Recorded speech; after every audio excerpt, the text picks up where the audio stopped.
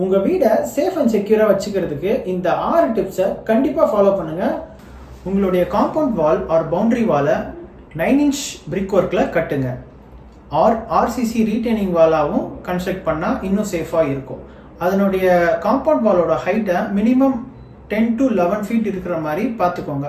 அதனுடைய டாப்பில் grill spikes கொடுத்தீங்கன்னா இன்னும் கொஞ்சம் சேஃபாக இருக்கும்.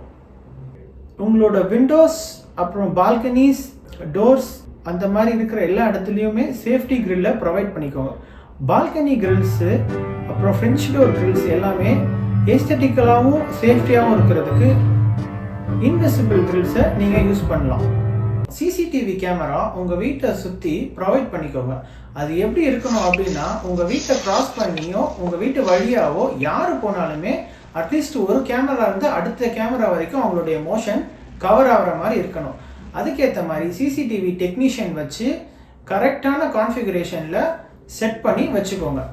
உங்கள் வீடை சேஃப் அண்ட் செக்யூராக வச்சுக்கிறதுக்கு இந்த 6 டிப்ஸை ஃபாலோ பண்ணுங்கள். மறக்காமல் சேவ் பண்ணுங்கள்.